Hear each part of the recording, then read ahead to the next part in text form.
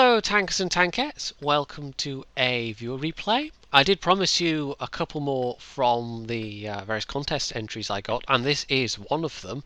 This is actually in the tier 9 and 10 bracket, the one that came in 4th place.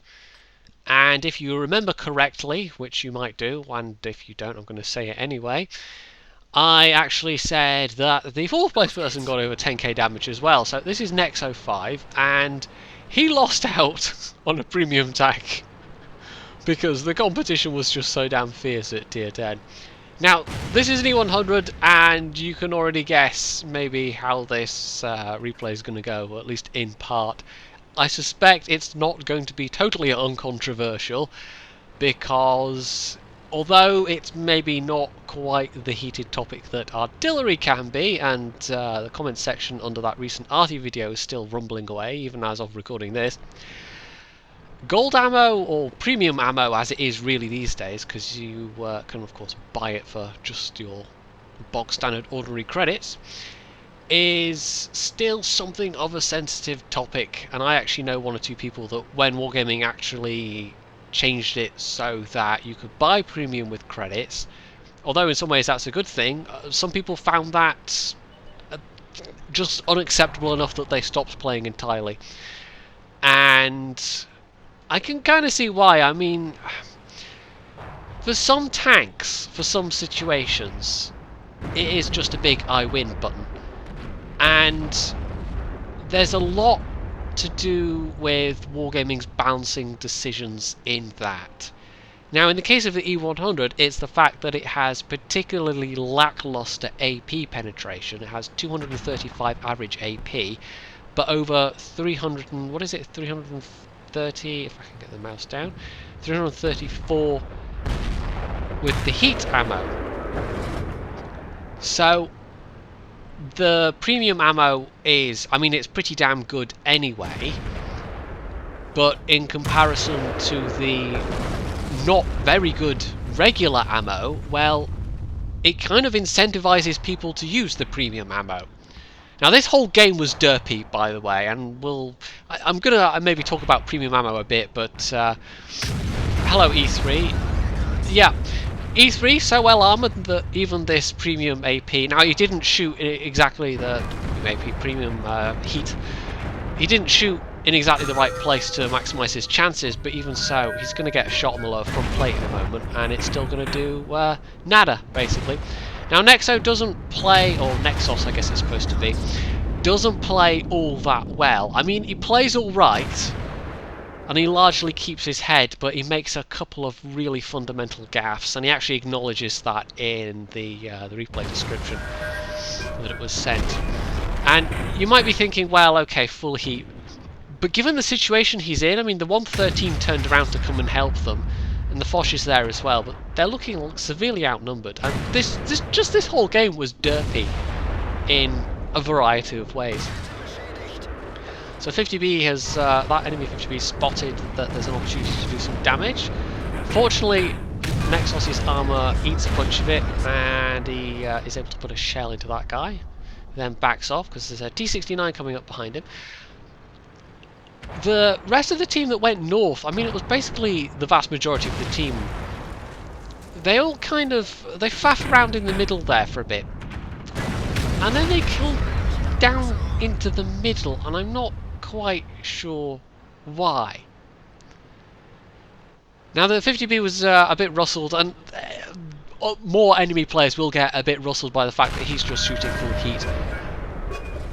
But it's just the nature of the gun, and it's just the nature of Wargaming's decision that they've made the premium ammo so much better than the regular. And there are a couple of tanks like that in particular where you particularly notice people firing a lot of premium ammo, because the regular AP is maybe pretty bad for its tier, but the premium that it gets is actually really, really good.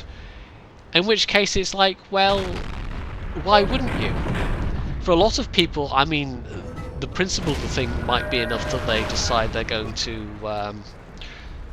persevere with the not very good regular, And for some tanks, it doesn't matter if the penetration is not as good. T-54, for instance, it's got mobility, it can flank. Now, this is one of the big mistakes that Nexo makes.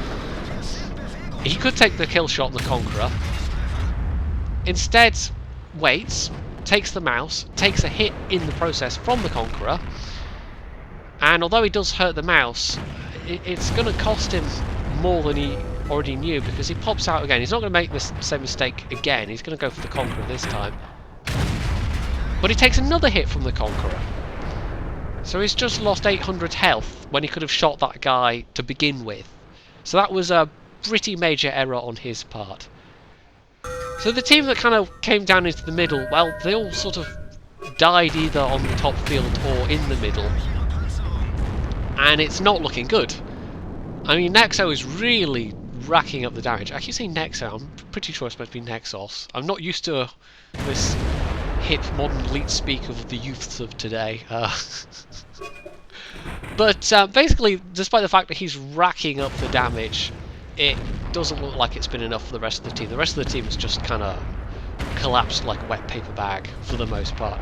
The 113's holding on with just one hit point, but the artillery are dead, and they've got people coming from the north. There might be one or two more tanks. I mean, we know where the enemy tanks were spotted, but the T-30 might conceivably have come round to go from the south, but as it turns out, no, he's come through the middle there. He just took his time doing it.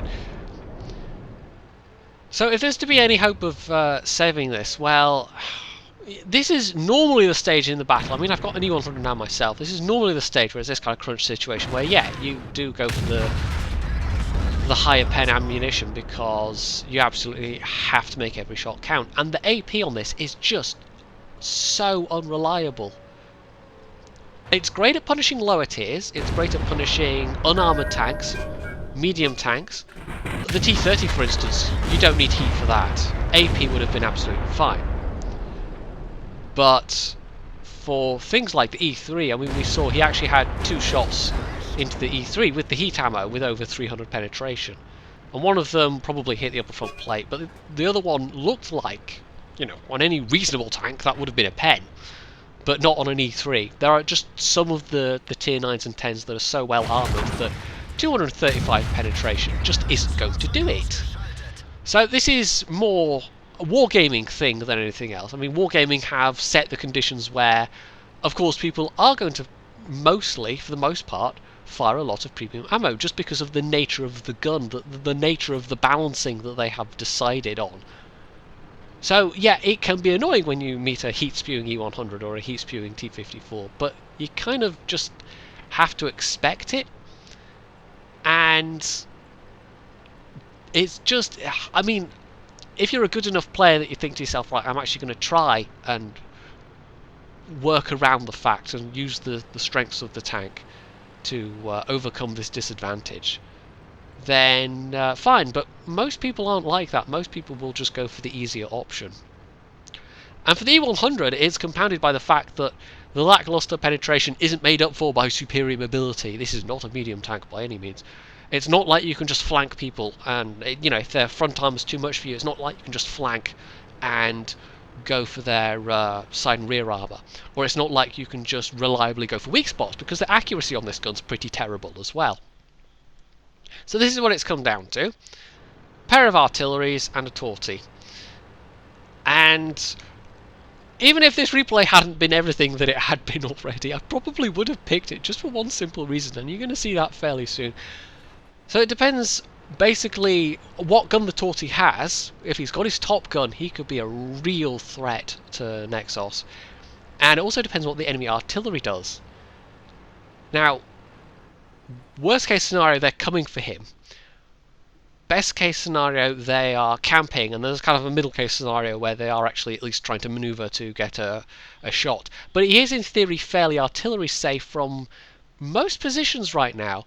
And artillery might be able to go up to like B1, B2 and fire down to where he is now, but oh, there we go. But in theory, he should be relatively safe.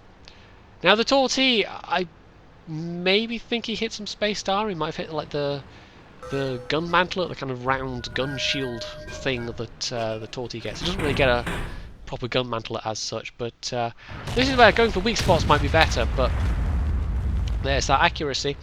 Now he was kind of jerking the gun around a bit. He's feeling the pressure. There's a bit of adrenaline going. And hello, I think he had an HE shell loaded for the Torty just to try and do some guaranteed damage. But suddenly, there's those artilleries. So HE shells against these arties, not a totally stupid idea in the superstructure. But at this point he should have gone back to AP, and this is his other really major gaffe. Now I looked this up, the GW E100 superstructure, 75mm of penetration. HE shells on this gun, 85 average pen, so he had 2 low pen rolls with his HE shells. These arties, but for the grace of RNGesus, should both be dead right now. But the fact is, why would he have risked it with HE after that first shot? Why wouldn't he have just gone to AP? Because they couldn't survive even a low AP roll. But at this point, it doesn't matter. Now this is what I was talking about, the Torty. This is the 20-pounder gun the Torty is using. This is the historic gun. This is the gun the Torty actually came with. But, it's... yeah, you never see Torties with this. You never do. I don't know why this guy was using the 20-pounder. I don't know if he was doing it for the lols, or if he'd seriously not gotten the 20-pounder. But as it is, this is the third big mistake that Nexos makes, by the way. The 20-pounder might be able to hurt the side of his turret, but he's got a problem. That artillery is going to be reloaded by now, and the reload on the E100, not particularly good. If only he'd killed those artilleries, hey? Now it was bad luck that the HE shells didn't pen and kill them outright. It was incredibly bad luck because it happened twice in a row. But that wouldn't have mattered if he'd simply loaded AP. As it was, that was a 10k damage loss. And everything I've said about premium ammo in this, you know, all that I've said, would he have been able to pull that result off just using AP?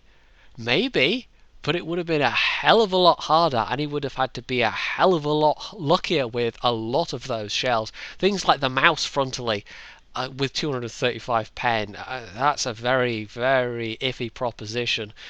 And the E3, absolutely no chance. A lot of the other targets, it just wouldn't have mattered, to be fair. But yeah, even so, I'm not convinced you could quite get that same level of sheer damage output with the completely inadequate amount of AP penetration this gets for the most part. I don't know why it isn't, you know, 240, 245, something close to the 128mm guns that the Germans get. I would honestly, I mean, that's how you fix this. And same for the T-54, and same for any other tank where the premium ammo is just so much better. You either nerf the premium ammo, in which case you make the tank just that much less effective, or you actually buff the AP so that it is, even if it's not great, it's at least reasonable, it's at least average.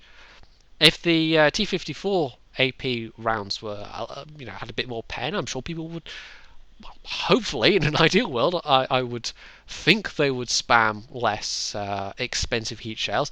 And exactly the same with the E100. If you made the AP better, ideally people wouldn't have to, well, feel like they needed to have to reach for those heat shells quite so often to get that reliability, because there's nothing worse than a really unreliable gun with a long reload, which is what the E100 has when you're firing exclusively AP. You can persevere and you can get results with AP, but good luck not getting frustrated with it quite often. I mean, I do. I try not to reach the heat ammo that often, and I try to mostly stick with the AP, but there are a lot of targets when you're in a tier 10 heavy that's supposed to be facing other tier 10 heavies. There are a lot of targets you just can't hurt frontally. And even with the heat ammo, there are a couple that you struggle to hurt frontally as well. So, yeah. So this was a viewer replay. It was and also round from the contest. It was a little meditation on premium ammo, and I suppose a bit about the E100 itself as well. So there you go. There's a couple of things in one this video, and I'm expecting some, you know, Maybe slightly heated discussion in the comments section. I mean, it was mostly civil underneath the arty, but there were one or two comments that just made me shake my head. But you know, YouTube comment sections. What are you gonna do? But I would appreciate it if people would generally try and keep it civil, and most people do, and I think that's a credit to the majority of my viewer base that most of you are able to discuss things in a fairly reasonable manner, and long may that continue. So you can leave any comments below, you can hit the like button, you can subscribe to my channel, and as always, stay tuned for more.